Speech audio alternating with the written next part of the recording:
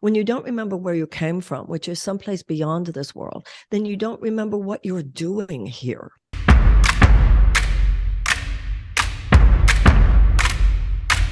Hi, I'm Lena Franklin, modern medicine woman, transpersonal psychotherapist, and founder of the East Institute.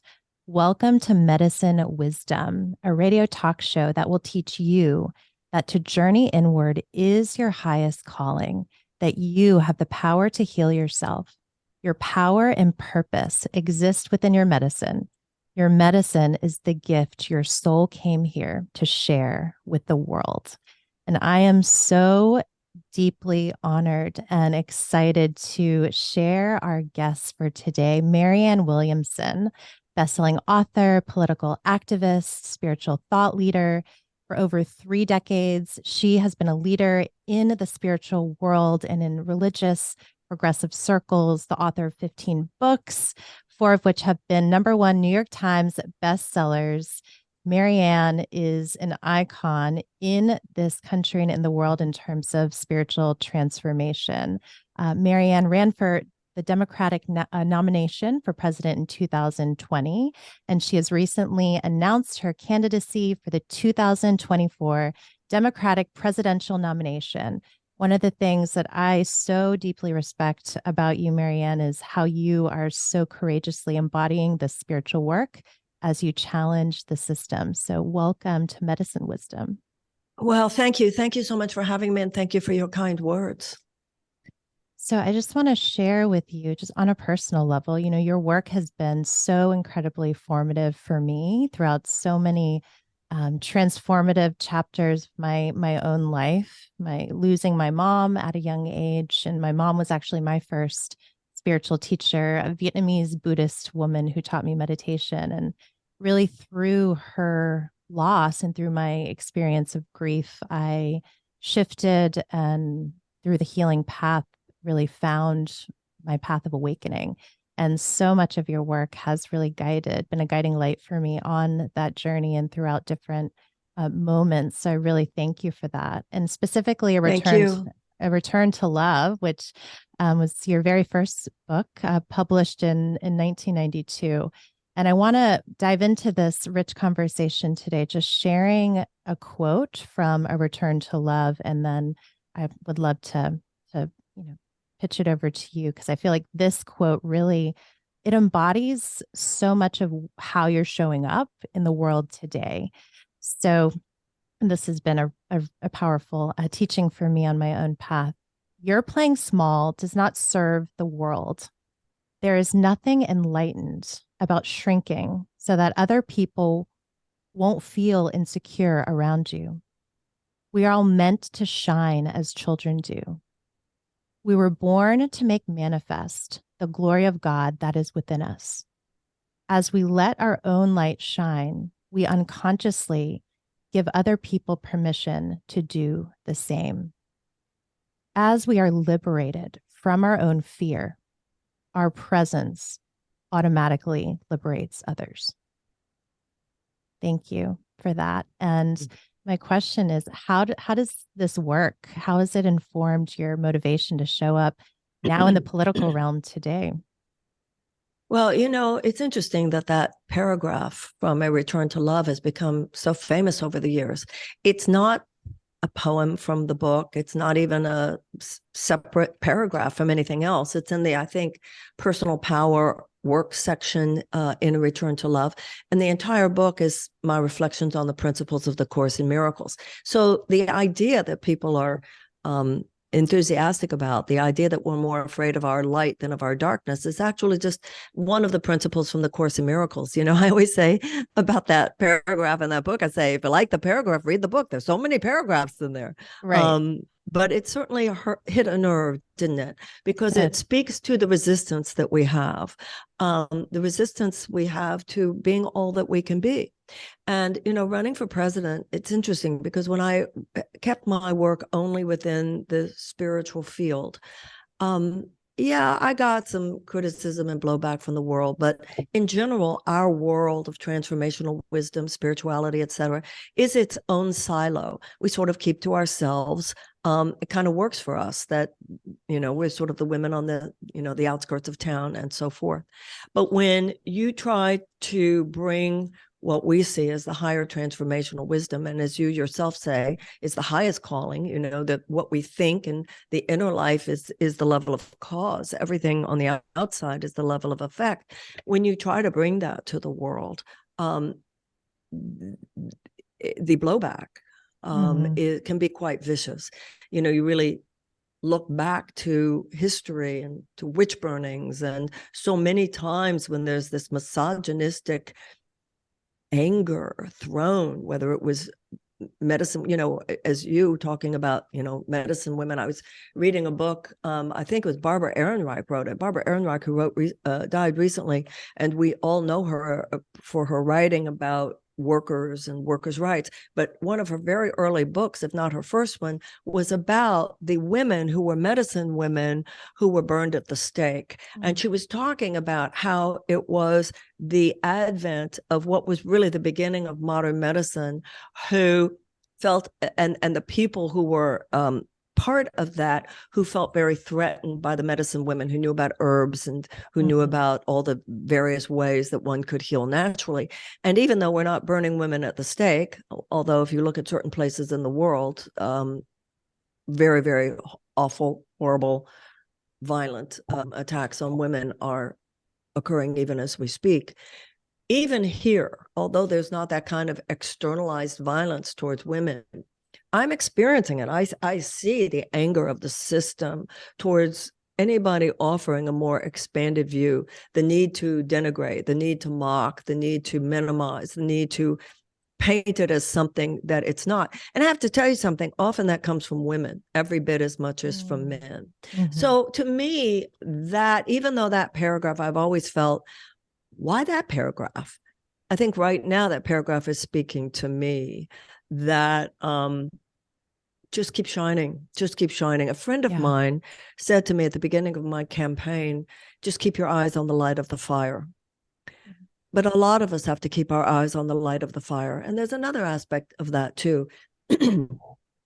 Whether you're talking about women in ancient times or you're talking about modern feminism, we need sisterhood. And when we see another woman doing that which we feel is an opening of the portal, a bringing of light into darkened places, an alternative viewpoint that could really make a difference, it's so important that we stand up for other women who are trying to do that. What I experienced last time, and I'm seeing it this time, not only among women, but among men as well, I have to say, this idea that, well, if they're making fun of her and I speak up for her, then they'll make fun of me. Everybody's stuck in their own brand protection. So we all have to claim some bigger places within ourselves if we're going to be able to pierce the veil that lies before the possibility of a greater, more sustainable life for humanity on Earth.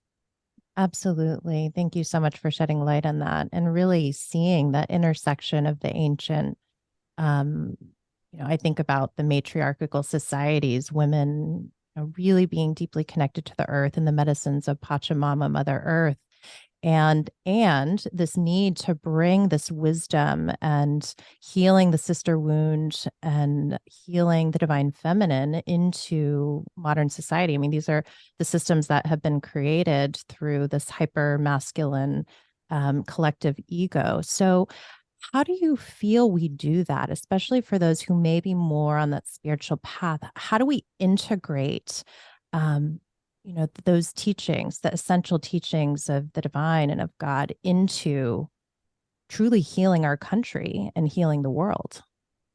Well, the feminization process is a spiritualization process. A lot of people have difficulty with the fact that in both the Christian and the Jewish religions, God is spoken of as he. But actually, God as he is no different than yin and yang. If you look at yang as the spirit masculine force and you look at yin as the feminine earth force. And so to the extent to which God is he, the human heart is she. We are impregnated. You bring it together by allowing spirit to pierce your heart, to fill your heart, to impregnate your heart with something more. Whether you refer to it as the Christ or any other image, it's that which is fathered by the Spirit and mothered by our humanness. And then we become complete people. As you were saying, the world as we know it now, because of its disconnection, certainly in modern Western culture, so disconnected from the earth, disconnected from a sense of higher power, disconnected from our own deep selves, and disconnection from each other, leaves us insane, leaves us in an ultimately meaningless world where we cannot find our place. We don't remember our function. When you don't remember where you came from, which is someplace beyond this world, then you don't remember what you're doing here. Yes. So whether you're finding the answers to those questions within one of the great religious teachings, spiritual teachings, or even from a secular place, I think that is the yearning. That is the hope. That is the inspiration that people are so longing for now. That's right. Now, we also know that the lack of that consciousness is literally destroying the outer world. The fact that we're treating the earth the way we are, fossil fuel extraction and so forth, all of that's happening because we have lost our sense of sacred connection to the earth. And that goes back also to the early medicine women, the so-called witches, the wise women, who kept aloft in villages throughout old Europe a sense of sacred connection between the people in the village, the people in the community, and the trees and the rocks and the sky and the rivers and the waters. There was an early dispensation of Christianity that held, and that I'm not saying that's Christianity now, but some of the early Christian dispensations at that time, which were offering a different vision, which was the idea that God had given earth to man to use for his own utilitarian purposes. And therefore, we transitioned from the idea of partnership with nature to man having dominion over nature. Now, even then, and I think the mono-Christian religion has obviously recognized this, God told man to be a proper steward of nature. But for a long time, and in many quarters today, even in this country, there is this very malevolent idea that earth is just a thing to be used, as opposed to a sacred recognition with gratitude, that this is part of God's creation, that we should be grateful for, that this is something that we are here for. It's in our hands for safekeeping, and then it will belong to our children and our grandchildren and their grandchildren. So it is that internal disconnection with what's important, what's true, with what's beautiful and what's holy that is at the cause, at the root, at the source of all the insanity that is so threatening, literally, to the future of the human race right now. Absolutely.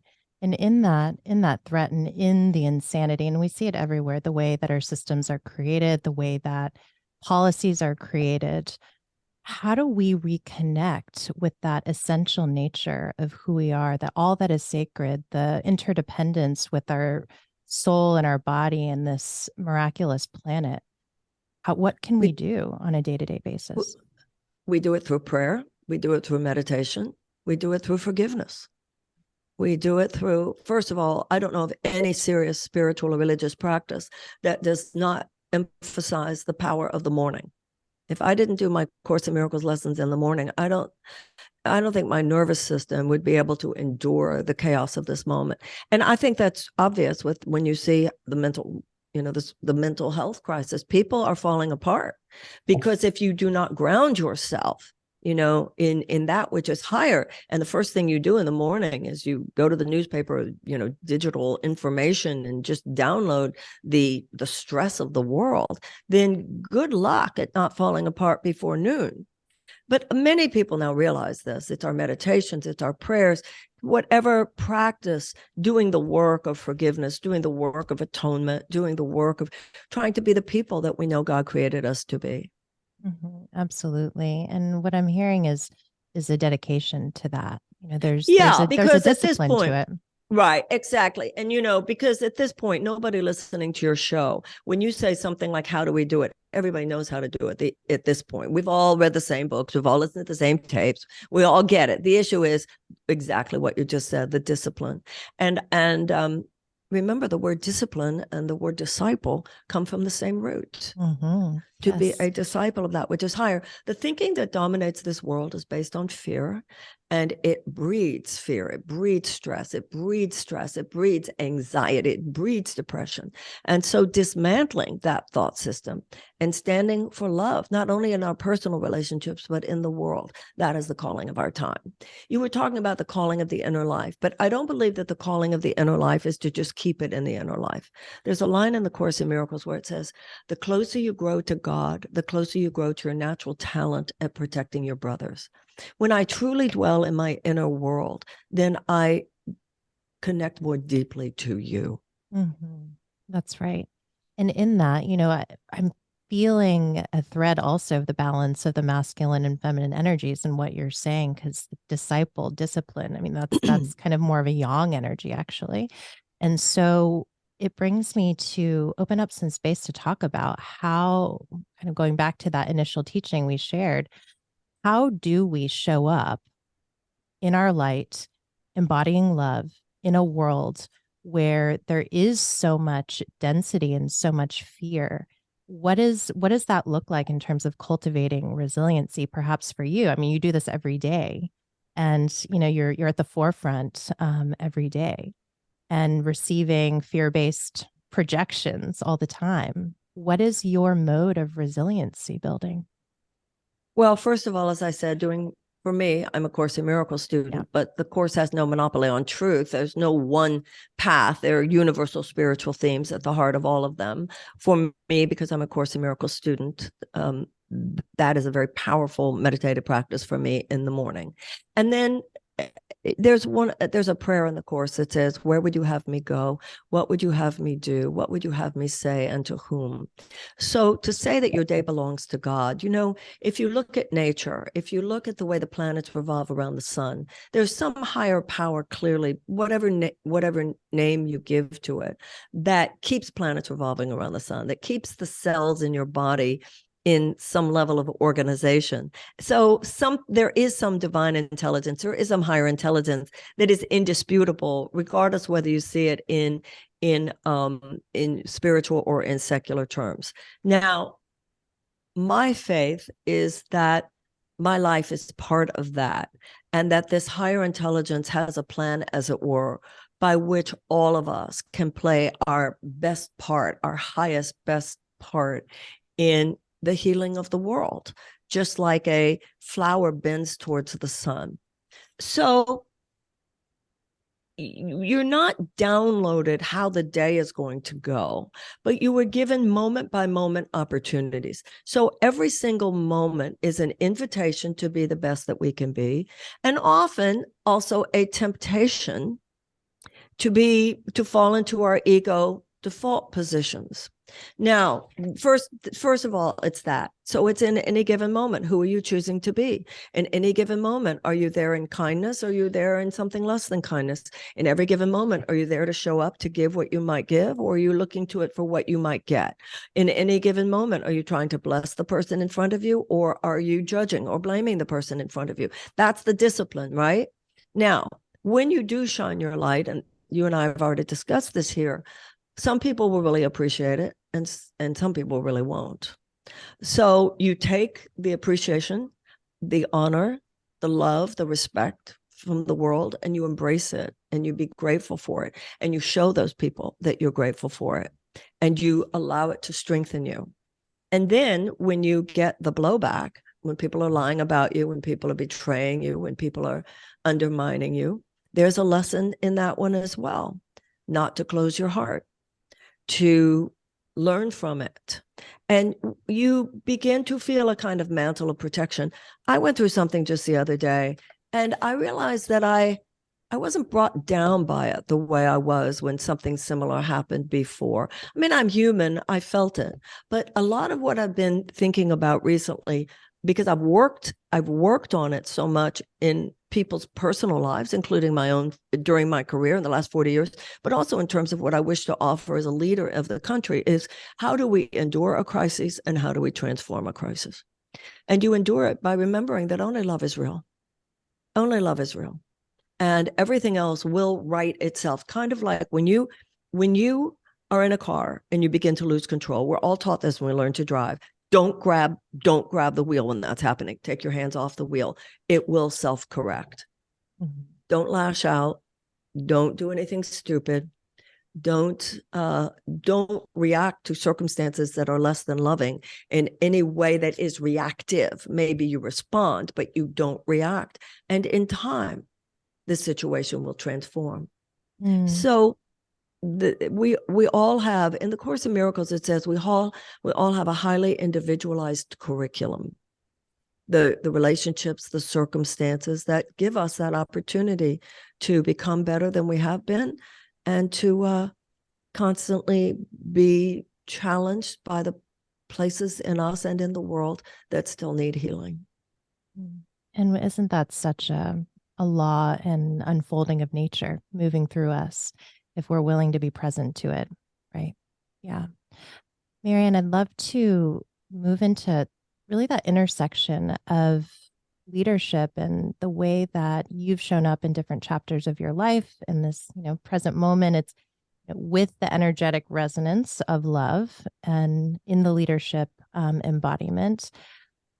What needs to change in terms of national and global leadership, and how will that shift in the way that people show up to lead? How will that heal the world? What you and I would call conscious, enlightened leadership, while it certainly is on display, both here in this country and around the world, it gets a lot of pushback from the dominant economic systems. Certainly, so let's just stay, even talking about it in this country. Over the last 40 to 50 years, we have been dominated by what's called neoliberalism.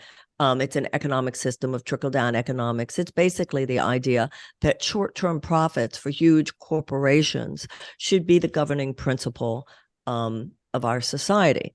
Now, that's not the way this country was built. This country was built on the idea that all men are created equal, that God gave all men inalienable rights of life and liberty in the pursuit of happiness. Not that we've ever totally actualized that. No one is saying that we have, but that's the core belief on which we purport to stand.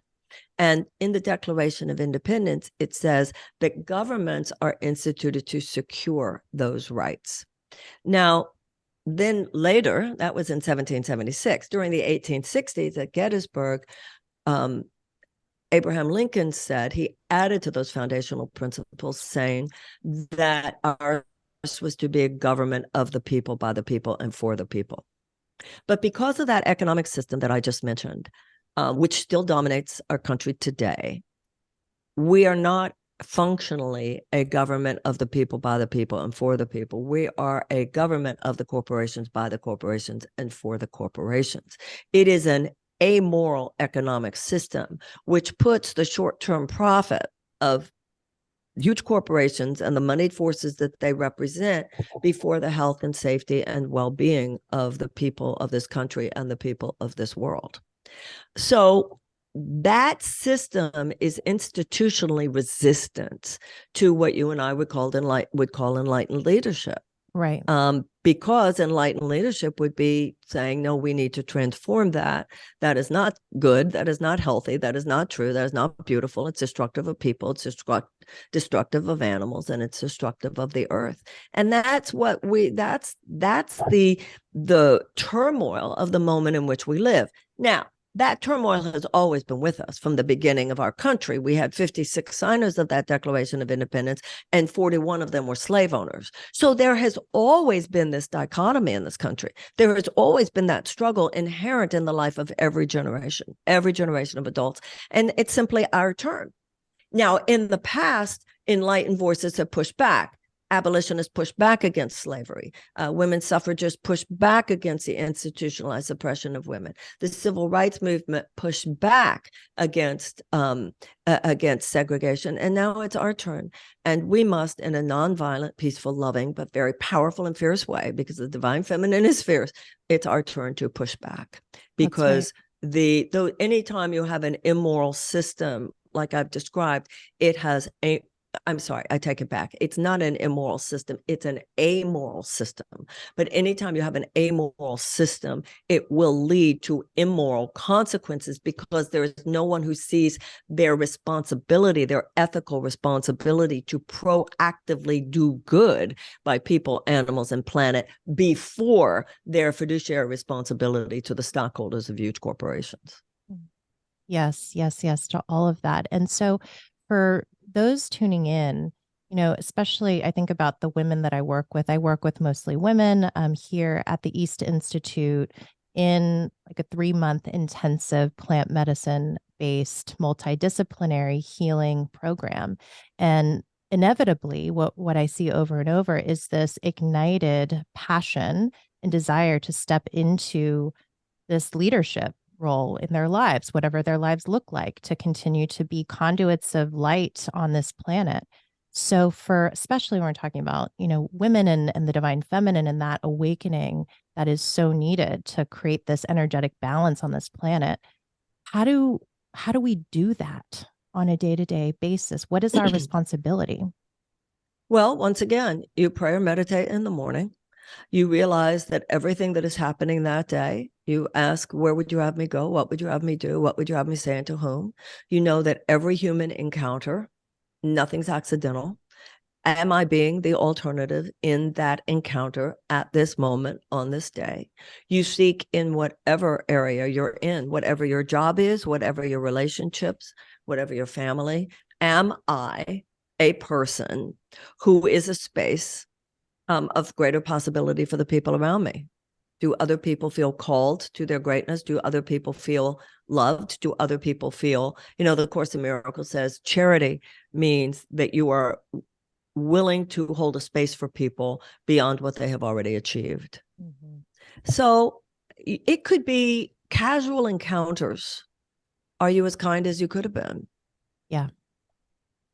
And also, I was talking to I've noticed that some of the conversations I have in life that teach me the most, where I get insight, where I get wisdom, where I get understanding, are in encounters that when I was a younger person, I would not have known to see as important.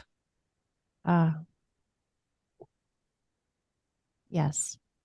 But the more we realize that the power of God is within each and every one of us, the more we realize that whoever, that namaste consciousness is, the love in me salutes the love in you. To what we salute in people, we call forth in people. That's right. Now, all of this is much easier said than done, but it is the practice. And when we do that, we attract to us other people who feel the same. Mm-hmm. Completely. I can hear, some of my Buddhist teachers would call it an aspirational practice. But every day, we perpetually forget. But in our practice, we course correct to remember the essence of who we are. And it is aspirational, but I think that for me, even though certainly the word aspirational works there, for me, I don't want to let myself off the hook. Right. By saying, oh, I'm aspiring to it. It's too late on the planet for that. Mm-hmm. I think for a long time I dwelled in, well, I'm not perfect, but, I'm a hell of a lot better than I used to be. We need to all speed it up right now. Urgency we is need real to all right speed now. It up right now. That's right. Yeah. And I think, that comes forth just all day for me, that sense of urgency, that that call. It's like this it's hard to put words to an energy sometimes, but just that soul calling to show up makes me even emotional in this moment, to show up and to help humanity and this planet. And so I think, thank you for that reminder of the urgency. And I want to really hold space for what that means for humanity and the dying of our beloved planet right now. Showing up with urgency. It's showing up with urgency to save our democracy, showing up with urgency to save our planet. It's showing up with urgency to save the 80% of people in this country alone who are living in constant economic struggle and stress. People are falling apart in this country. We are in an endangered moment. And anybody who says, well, there's nothing I can do is in denial about what's happening. I mean, I know for myself, I mean, I'm running for president. If somebody wants to help, one thing they could do, go to my website and give $5. This is not a moment when, this idea, there's nothing I can do. The ditzy days are over. There's something that all of us can do. That's right. And I think, speaking again, and you brought this up earlier, to especially in the spiritual community, to the truth that we need to show up at, in the world, not separate from the world, because that's just perpetuating the illusion of separation when our truth is interdependence. And whether it's going to your website, remembering to vote, showing up with kindness in the world, even if you're feeling suffering within. I mean, it happens at every moment as a practice. And thank you, because what you're doing by running for president and being in the system, in the matrix, in a very overt and courageous way. But we have to go there. We do have to go there. And I see you embodying the divine feminine in a place that is one of the most needed places in our system. Wherever we happen to be is where we need to be, so and nobody's work is inherently more important than anyone else's. The Course in Miracles says all of the children of God are special and none of the children of God are special. And wherever we are is it. Whoever we're with is it. Whatever the circumstance is it.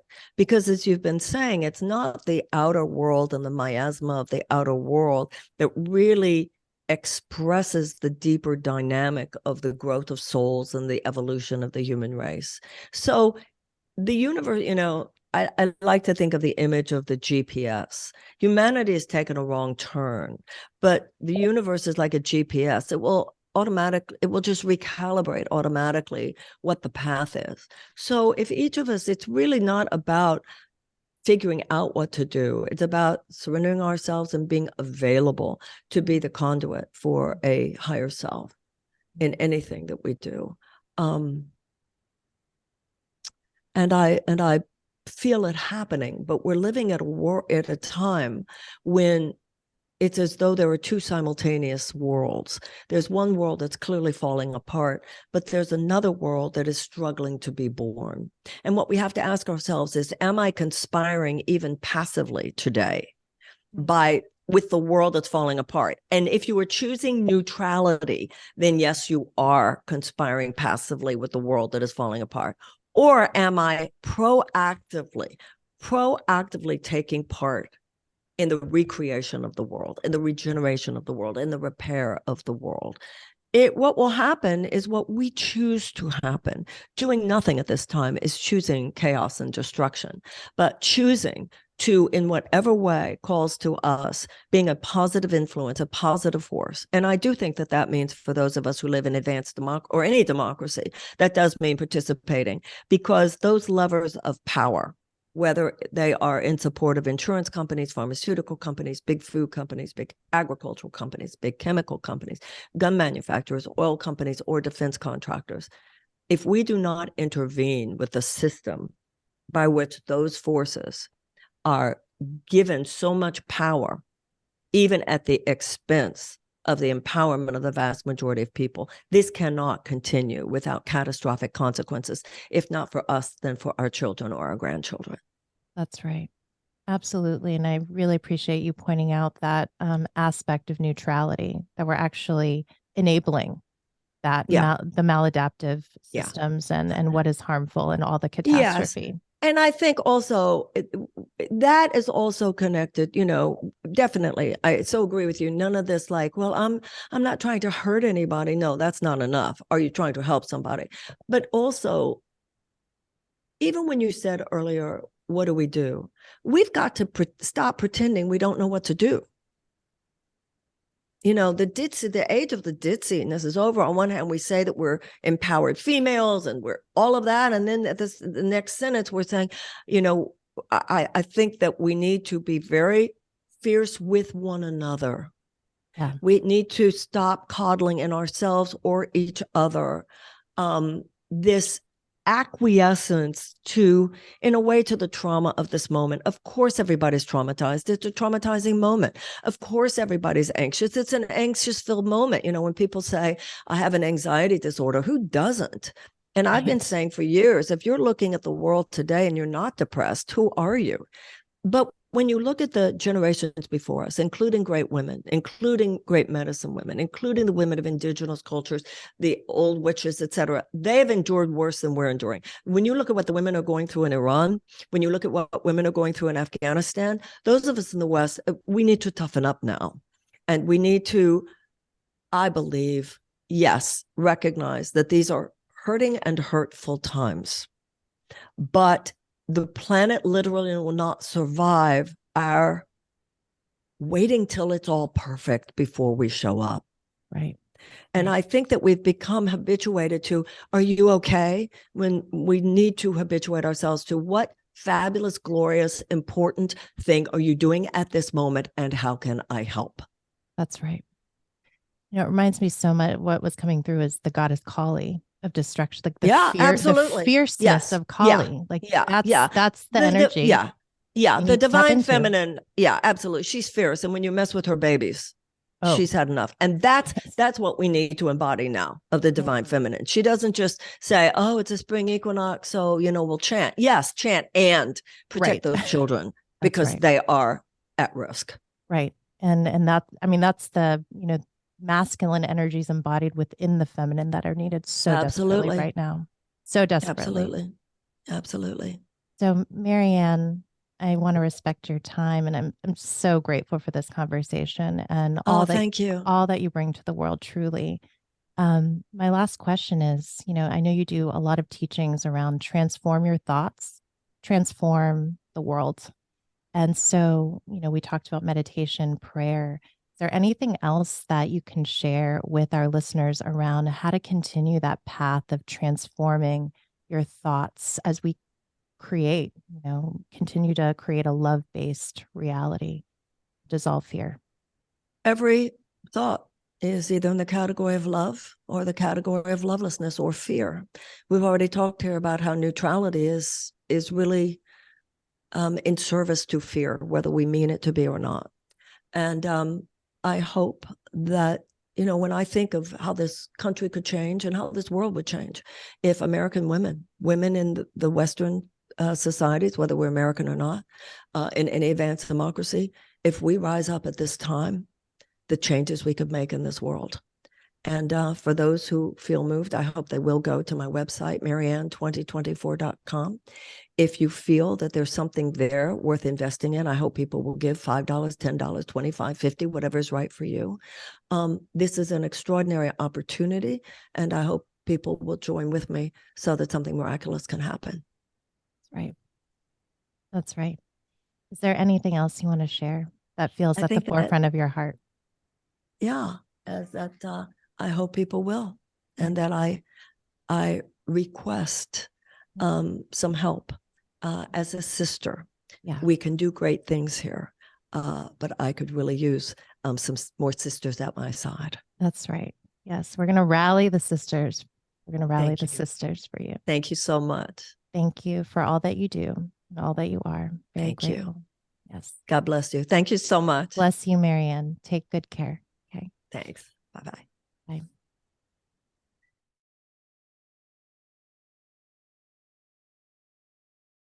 Hello, and I hope everyone soaked in the wisdom of the incredible Marianne Williamson. And we dove deep into really why we need a new paradigm of leadership in our world and in our country. And truly, the systems that we see that are perpetuated by fear, by the collective ego, by control, those are a manifestation of the thoughts that we hold collectively, the collective consciousness. And this work resides within us. Like we were talking about, one of your dharmas, one of your soul's purposes is to show up in the world to shine your light. And actually, as you do that, part of the purpose is to ignite and trigger the fear that others carry. And I just, words can't describe the gratitude I have for Marianne's courage to enter specifically into the political realm, which is, of course, very entrenched in old systems, and in the world as a divine, fierce, feminine leader. Whether, you are in a specific realm of work, in the business world, in the spiritual world, in the wellness world, a mom, a dad, we all have this responsibility. So I'm going to hold some sacred space for you, and really excited to channel a meditation based on the conversation and the teachings that we just dove into with Marianne. So this is about new earth leadership. And so inviting you to get comfortable, beginning to breathe into your belly, connecting with the life force of your breath. The moment the air touches the tips of your nostrils, moving down the central channel and into the lower belly. We call this the hara, one of the seats of your intuition.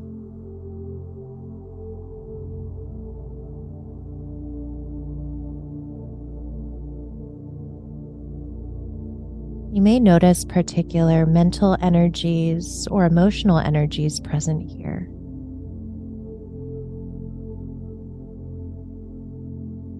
Using your power, your capacity to direct and sustain your awareness.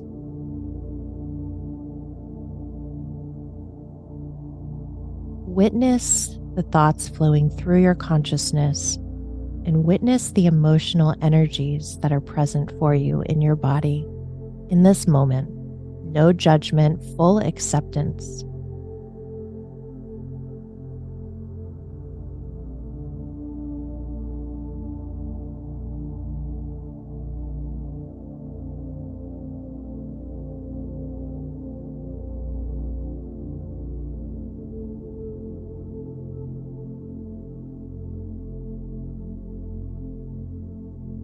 Begin to notice the quality of your mind. Whatever you shine your awareness on, whatever you focus on, is the reality you're choosing to create in any given moment.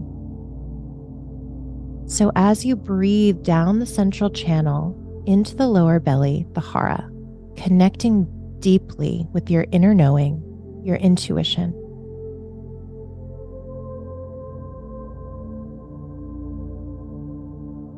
invite the energies of peace and harmony to flow through your breath as your breath flows through your body.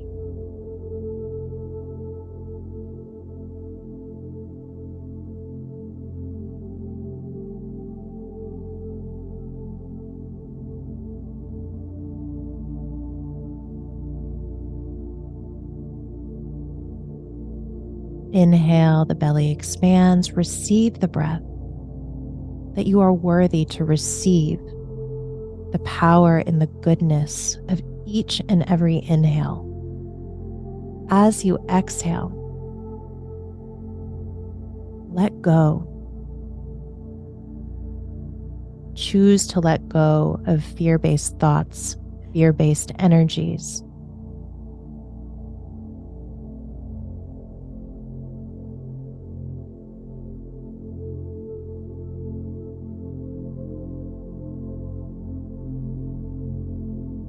Inhale, surrender to receive peace and harmony.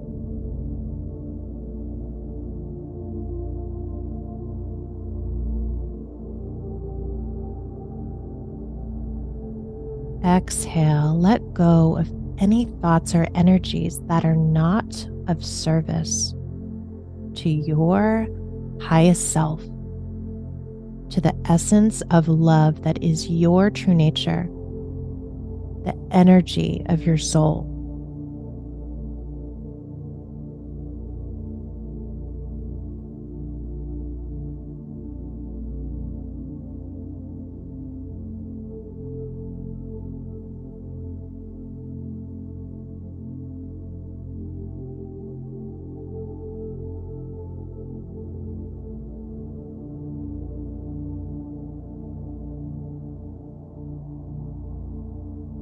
With our inner life, we birth, we create our outer world.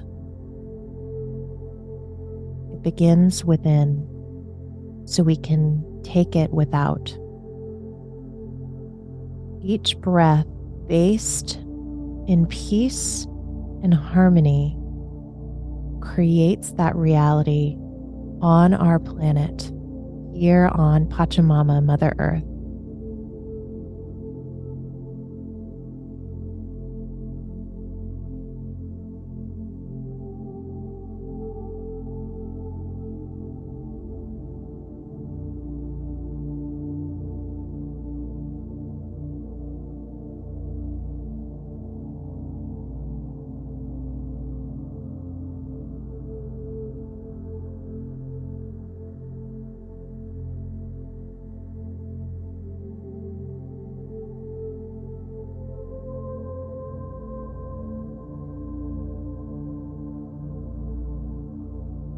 And now, as you breathe, begin to feel your energy dropping into Mother Earth. Begin to see root systems growing down from your tailbone, down from the soles of your feet, winding and twisting, moving through the layers of this earth, past the rocks, the minerals, the crystals, finally reaching the hot magma center of Pachamama, Mother Earth, using the power of your intention to wrap your energy around her core. And as you inhale, begin to sip in this ruby red electromagnetic energy, sparkling red energy.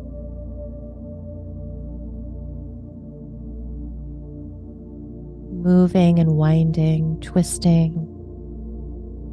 moving through your root system, up, up, up, into the base of your spine, up the meridians, the channels of your legs, and see and feel this sparkling ruby red earth energy, strengthening your foundation, moving through your pelvis, hips, tailbone, lower belly.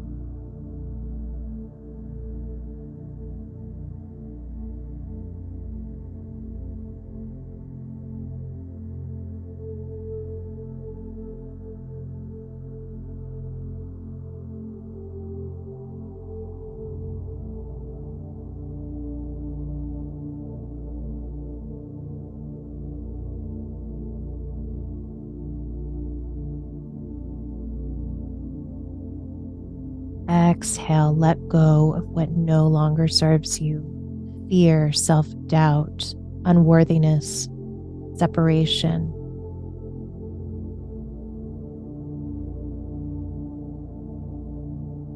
Inhale, receive what you need. And in that receiving, you claim your worthiness to receive that love, the nurturing, the rejuvenation that is your birthright. The same energy of the earth, the cosmos, exists within you now, within you always.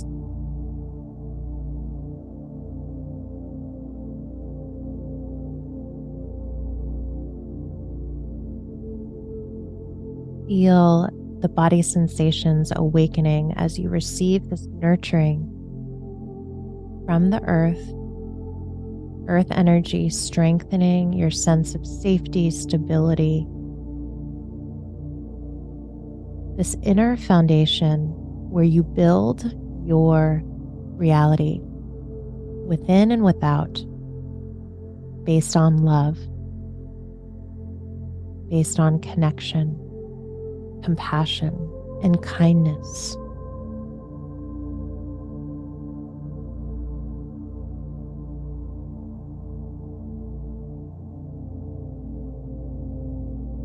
That is New Earth leadership, leading with love from the heart, our portal into the soul.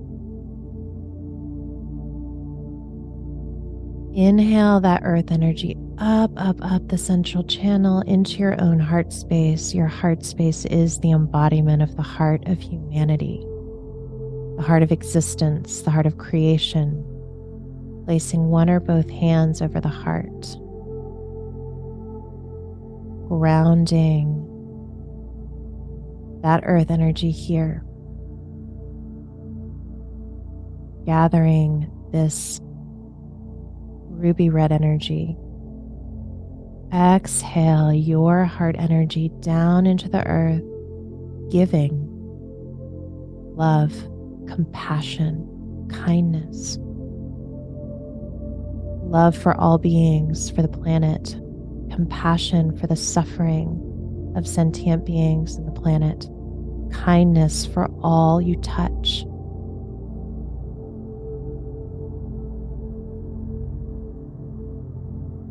And in this moment, initiate your thoughts, words, and actions to flow from the wisdom of your heart and your soul. May this be your sacred vow in this lifetime.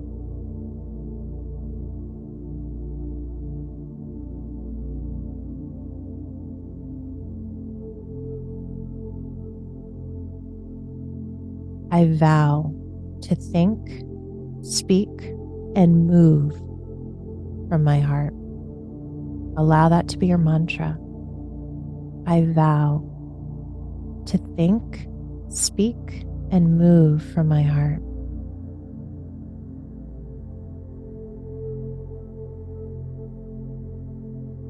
Hold your heart with loving kindness, riding each and every breath.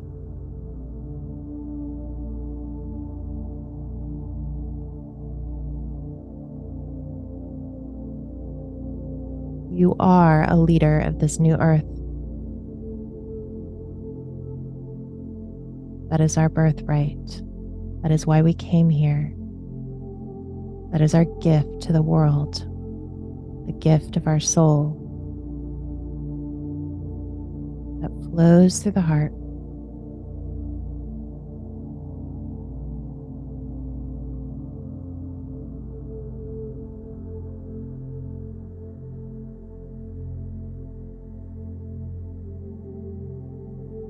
Shine your light, beloveds. In the words of Marianne, as we let our own light shine, we unconsciously give other people permission to do the same. Your light is a mirror to all you touch. Take a few more deep, slow breaths here.